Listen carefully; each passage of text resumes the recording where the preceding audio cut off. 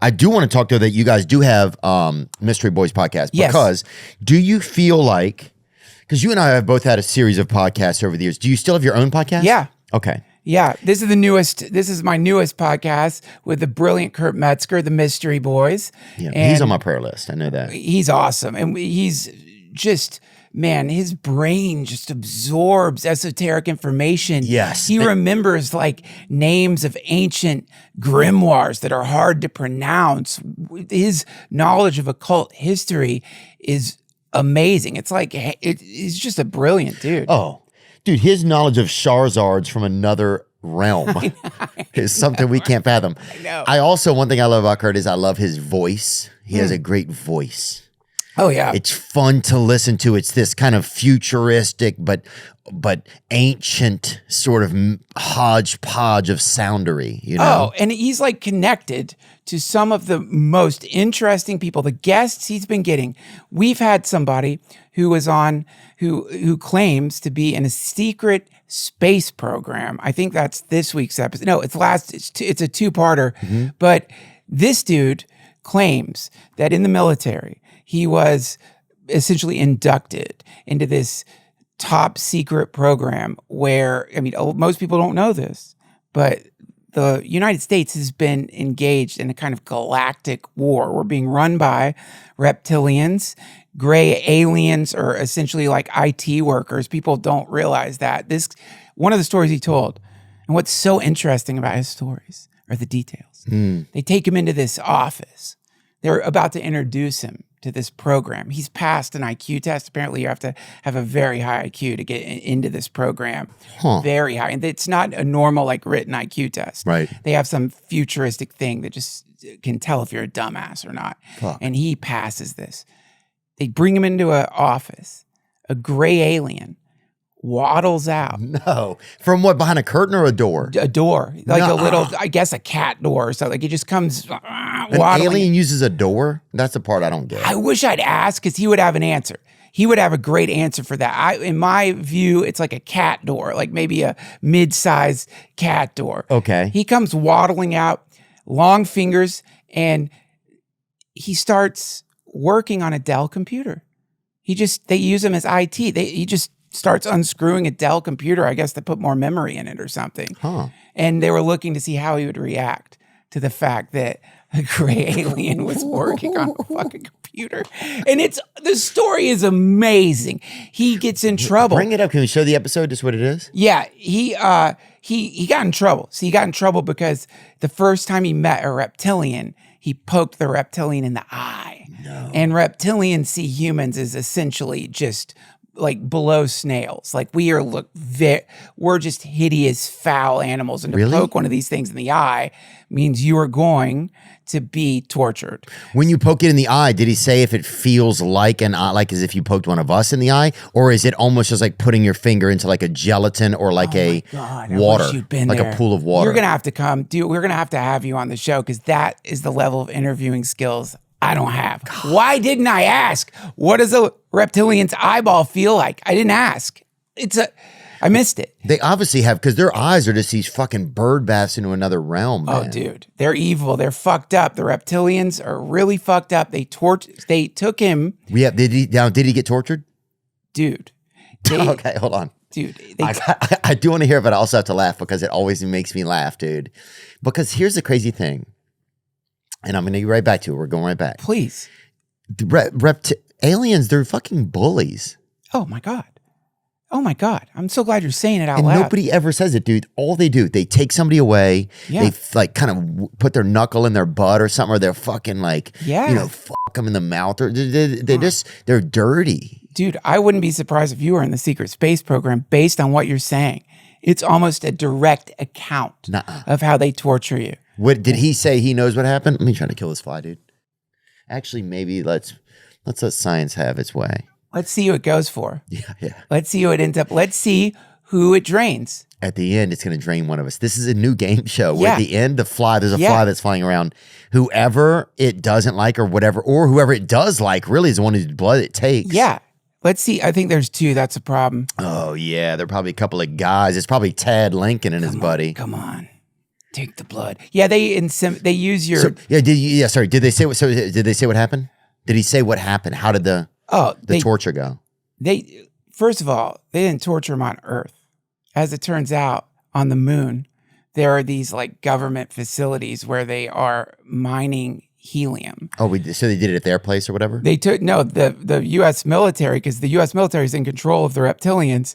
They transported him to a moon prison where this guy you interviewed. Yeah, he was on a prison on the moon.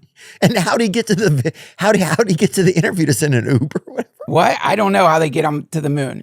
How did he get to your interview? Calling. Oh God, yeah. He called in from Florida.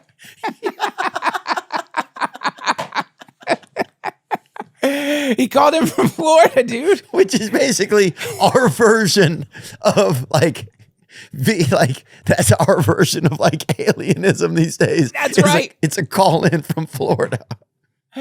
He called in from Florida. He's a very sweet guy, by the way. Really good storyteller.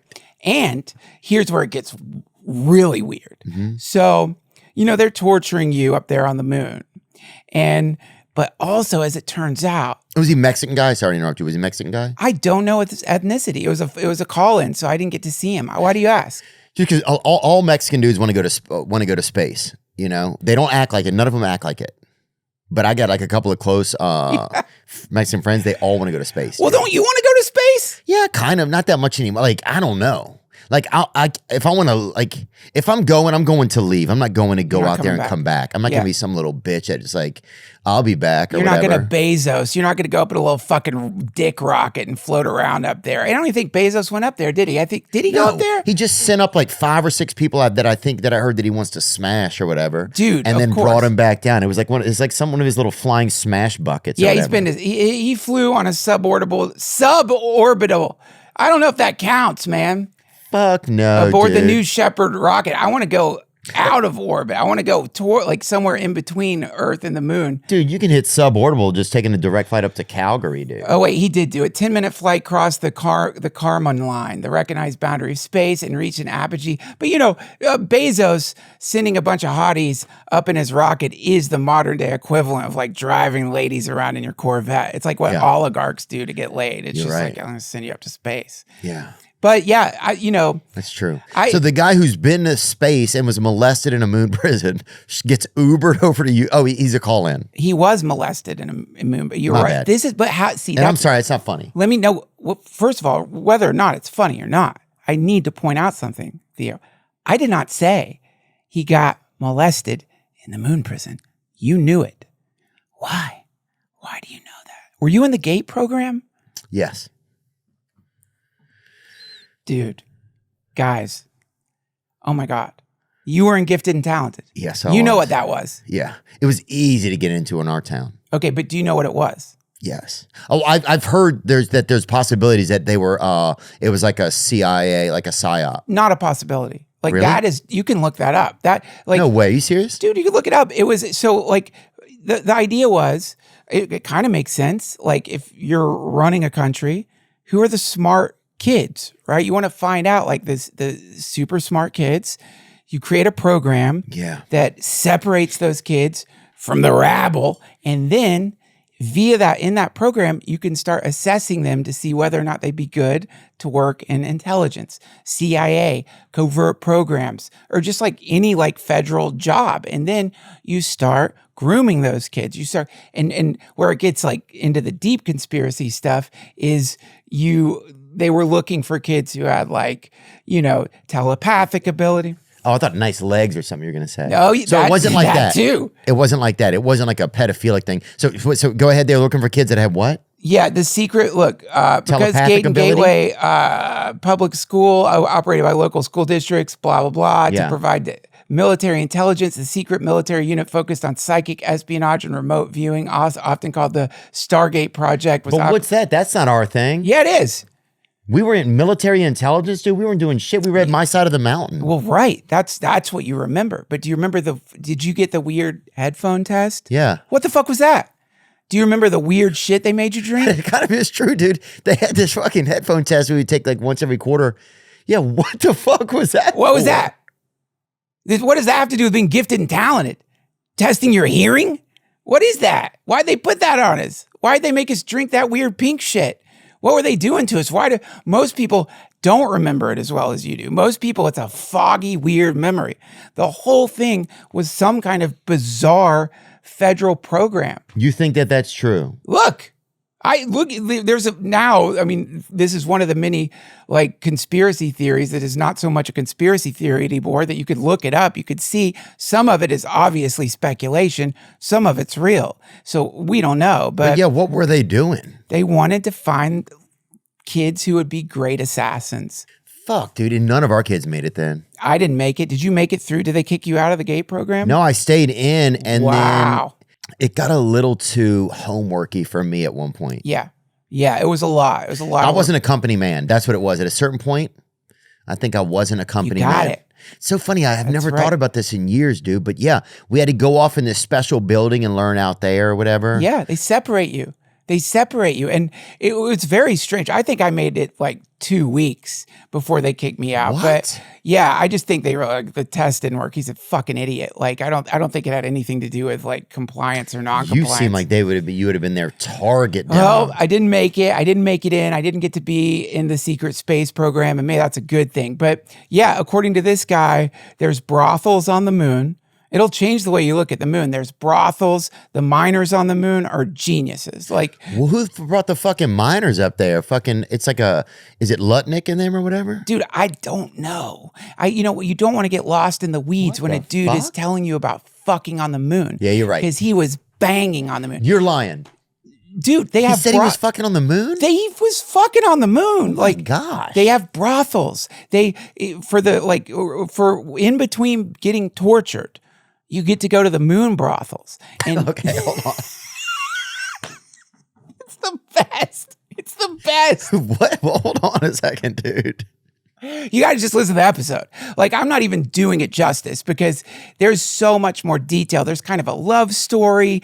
He kind of like fell in love with a nurse. Like it's kind of romantic. And, he talks about all these densities, like the way they shift you to get to the moon is like the reptilians are on the 4th density. We're on the 3rd density. Aliens function like at a different vibrational frequency. They have devices that shift your frequency and can reverse age you. So I could see that being possible, some of it. Who knows? Well, because you know what? You start to see that frequency stuff. You've seen that frequency when people put the sand on certain things and frequency. Cymatics. It's called Cymatics? Yes. Yes. Yeah, bring up some Cymatics if you can, just so we can see what we're talking about. I love Cymatics. If you haven't seen this, it's basically they put sand, and correct me if I'm wrong, Duncan, they put sand on on like a flat plane. Yeah. And then they play music through it. Yep. And the sand forms certain kind of like snowflakes or figures or textures or designs. That's right. Predictable geometries from various frequencies. It produces these like interesting patterns that sometimes kind of look like crop circles, and that's ketamine on that plate. Is it really? It works way better with ketamine. I would always do this before I snorted ketamine and put it on a cymatic plate, set it to 47. Dude, what if you crunched up a bunch of Fritos on there? It would work. It'd probably be like, you're fat. You'll die young. Turns into a scale. Yeah. Yeah. But this is real stuff. So this is 4 to... Yeah. So these are the hertz, different hertz they put through. And if you've never seen this, it's unbelievable that... So this makes me think that we could, just like this, some way that if you put a different frequency through us, you could then transfer us from one place to another because you could shape us in a different way to be able to be transported. Exactly. And what is when I think of this shit, I just think of like when people get into conspiracy theories and stuff, inevitably there's like this hierarchy where there's someone controlling someone else who's controlling someone else. And it's like, it's reptiles all the way down. Like, where does it stop? Like, who's like ultimately in control? But I think of cymatics where it's like, well, maybe like the way things keep repeating throughout history in sort of the same way, because there's these various frequencies that exist on planet Earth. There's frequencies that create power dynamics, that create authoritarianism, tyranny, fascism, like cruelty, war, and you can tune into that frequency. And the more you tune into that frequency, the more you like your shape changes. Well, why would that not be, dude? That's Cymatics, a study of visible sound and vibration, demonstrating how acoustic frequencies organize physical matter in a geometric patterns. Yeah.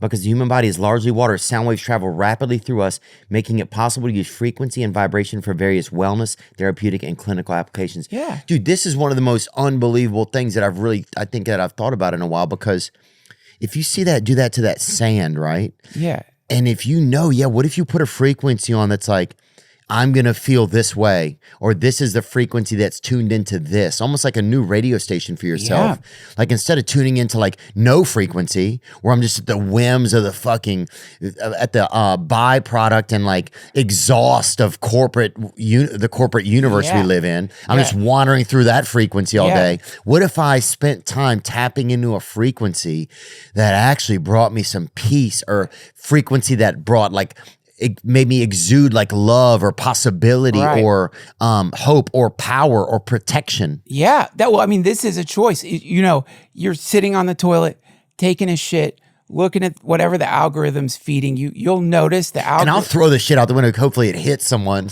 You can aim. Right, but also so it hits someone and boosts their spirits. I know, but what I'm saying is you don't have to just randomly throw it. You can aim. You can slingshot it.